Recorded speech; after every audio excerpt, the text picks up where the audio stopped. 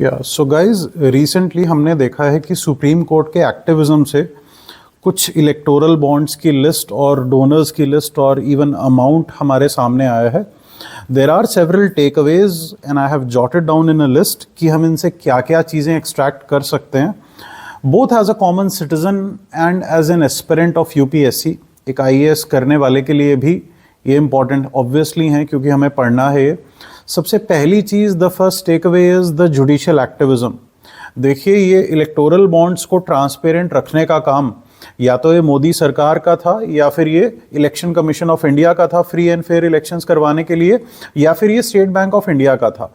लेकिन क्योंकि एग्जीक्यूटिव हमारा ट्रांसपेरेंसी और अकाउंटेबिलिटी के फेवर में नहीं था, इसीलिए सुप्रीम कोर्ट ने उनको कोवर्स करके ये ट्रांसपेरेंसी एंड अकाउंटेबिलिटी एस्टैब्लिश करी है. So yes, we could call it judicial activism.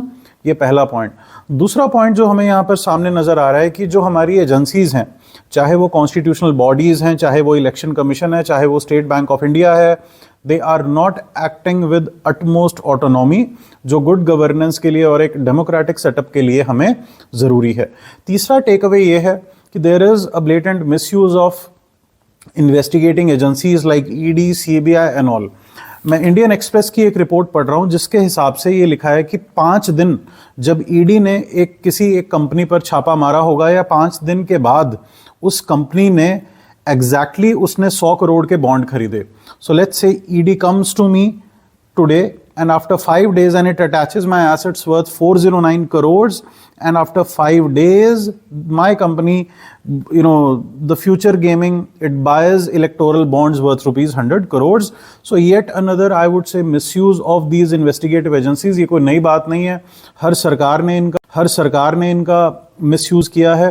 Then obviously there is a prevalence of black money या money power in our Indian elections.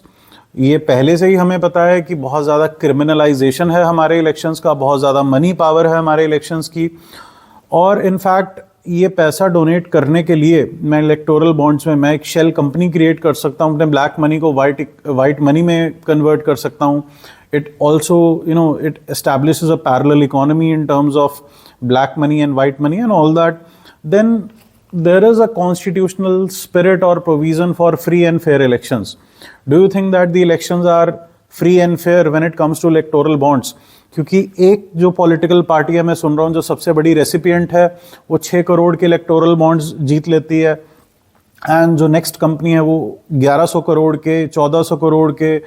What about an independent candidate, जो एक ईमानदार, निहायती independent, जो निर्दलीय candidate है, जो अपने दम पर इलेक्शंस को जीतना चाहता है, उसके लिए क्या, उसको कौन फंडिंग देगा, या उसकी जीत कैसे होगी इलेक्शंस में when he is not able to spend that money.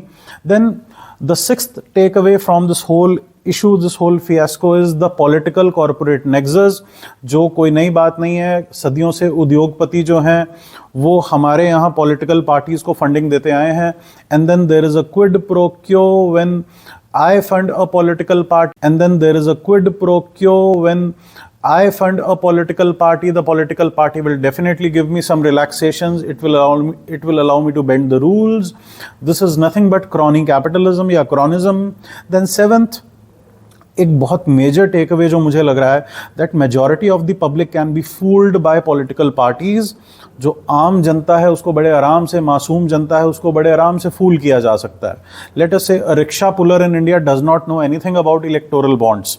It is only because of the few activists prevalent in my country that my country is being saved and safeguarded. और judiciary activism उसके साथ दिखा रही है, civil society activism है. Maybe this is just the tip of the iceberg. We don't know what is going to happen. Let's see how the things unfold. Thank you.